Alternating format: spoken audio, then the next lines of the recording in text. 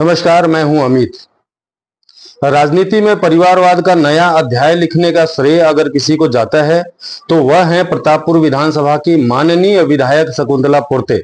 जी हां, शकुंतला जी ने अपने बेटे के जन्मदिन पर फेसबुक पोस्ट के जरिए न सिर्फ ममता का गुलदस्ता भेंट किया बल्कि राजनीतिक गलियारों में सपनों के सियासत की चर्चा छेड़ दी है। हालांकि सनातन संस्कृति में जन्मदिन पर बेटा मां के पैर छूकर आशीर्वाद लेता है, लेकिन यहाँ मां के द्वारा बेटे को गुलदस्ता देकर फोटो शूट कराने का यह अंदाज काफी आधुनिक मालूम पड़ता है। शकुंतला पोर्ते जी ने बेटे को गुलदस्ता देकर न सिर्फ बधाई दी बल्कि भविष्य की सियासत का रोड मैप भी खींच डाला। चूंकि भारतीय जनता पार्टी के नेता और कार्यकर्ता सामान्यतः सनातन के रक्षक, भगवा ध्वजवाहक और हिंदू हृदय सम्राट जैसे शब्दों से नवाजे जाते हैं, इसलिए गुलदस्ते पर टीका टिप्पणी प्रारंभ हो गई है।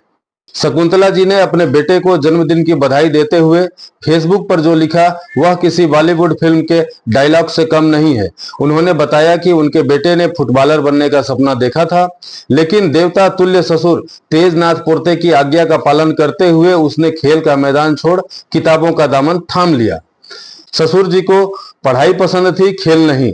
हालांकि बेटे ने क्या विशेष विद्वता हासिल की है यह स्पष्ट नहीं है। विधायक पोर्ते ने बेटे के दिल्ली में पढ़ने की बात को भी मार्केटिंग के तौर पर उपयोग करने का प्रयास किया है, लेकिन असली ट्विस्ट तो तब आया जब शकुंतला जी ने खुलासा किया कि उनकी विधायकी का असली मकसद ससुर के सपनों को पूरा करना था। शकुंतला पोर्ते संभवतः भारतीय इतिहास की पहली विधायक हैं जिन्होंने जनहित एवं जन सेवा को प्राथमिकता न देते हुए ससुर के सपनों को प्राथमिकता दिया है, ऐसा उनकी बातों से महसूस होता है। और अगर यह कम था तो उन्होंने बेटे को शुभकामनाएं दी कि वह भी विधायक बनकर दादाजी के सपनों पर खरा उतरे। बस यहीं से शुरू हो गया परिवारवाद का महाकाव्य।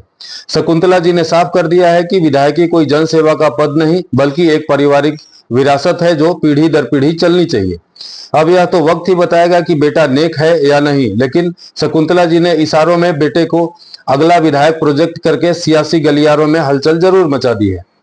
शकुंतला जी की इस पोस्ट ने जहां कुछ लोगों को भावुक कर दिया, वहां कईयों के माथे पर चिंता की लकीरें खींच दी।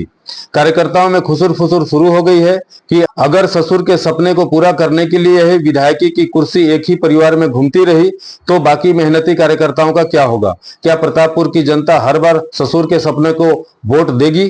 कुछ लोगों ने तंज कसते हुए कहा, शकुंतला जी ने तो साफ कर दिया है कि विधायकी उनके ससुर की वसीयत है, जनता की सेवा तो बस एक बहाना है। एक स्थानीय निवासी ने व्यंग करते हुए कहा, अगर दादाजी का सपना ही विधायकी है तो अगली बार शायद पूरा परिवार ही विधानसभा में नजर आए। हालांकि शकुंतला जी की इस बेबाकी की भी तारीफ करनी होगी। जहां ज्यादातर नेता सत्ता और पैसे के लिए विधायक बनकर भी जनसेवा का ढोल पीटते हैं, वहीं शकुंतला जी ने खुलकर स्वीकार किया कि उनकी विधायकी का मकसद ससुर के सपनों को पूरा करना है। यह बयान भारतीय राजनीति में एक मिसाल बन सकता है। आखिर कितने नेता हैं जो इतनी ईमानदारी से कह सकते हैं कि वे जनता के लिए नहीं बल्कि परिवार के लिए कुर्सी पर काबिज हैं? लेकिन इस बयान ने उनके अपने कार्यकर्ताओं में असंतोष की चिंगारी भी सुलगा दी है।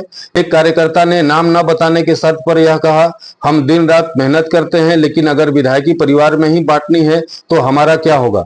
शकुंतला जी को जनता और क्षेत्र के विकास पर ध्यान देना चाहिए, न कि ससुर के सपनों पर। स्थानीय लोगों में भी इस पोस्ट को लेकर मिलीजुली प्रतिक्रिया है। कुछ का मानना है कि शकुंतला जी की कार्यशैली और उनके पिछले कार्यकाल को देखते हुए दोबारा विधायक बनना मुश्किल हो सकता है। एक स्थानीय दुकानदार ने हंसते हुए कहा, अगर भगवान उनके गुलाम होंगे तो शायद बेटा भी विधायक बन जाए, लेकिन जनता तो भगवान नहीं है। वहीं कुछ समर्थकों का कहना है कि शकुंतला जी का खुलापन उनकी सादगी और ईमानदारी को दर्शाता है। शकुंतला जी का यह बयान निश्चित रूप से छत्तीसगढ़ की सियासत में लंबे समय तक चर्चा का विषय बना रहेगा। क्या यह परिवारवाद का नया चेहरा है या फिर एक मां का अपने बेटे के लिए भावनात्मक अपील? क्या शकुंतला जी का यह पोस्ट उनकी सियासी कब्र खोद देगी या फिर वे ससुर के सपनों के बदौलत फिर से सत्ता की सीढ़ियां चढ़ेंगी? यह तो आने वाला वक्त ही बताएगा। फिलहाल हम शकुंतला जी को उनके बेटे के जन्मदिन पर बधाई देते हैं और प्रार्थना करते हैं कि भगवान उन्हें सद्बुद्धि दे ताकि वे अपनी पद का इस्तेमाल जनता की सेवा और क्षेत्र के विकास के लिए करें, न कि सिर्फ ससुर के सपनों को पूरा करने के लिए। और हाँ, अगर दादाजी का सपना इतना ही पवित्र है तो शायद अगली बार प्रतापपुर की जनता को भी उनके सपनों में हिस्सा मिले। हालांकि उक्त मामले में हमने शकुंतला पोर्ते जी का पक्ष जानने का प्रयास जरूर किया था, मगर उन्होंने यह कहते हुए फोन काट दिया कि विधायक मैंने अपने लिए लिखा है। ऐसा लिखने के पहले उनकी भावनाएं क्या थी, उनकी नीयत क्या थी और उनके उद्देश्य क्या थे, अब तो यह वही बता पाएंगे। बहरहाल हमें उनके जवाब का इंतजार जरूर रहेगा। तब तक बने रहिए हमारे साथ। धन्यवाद।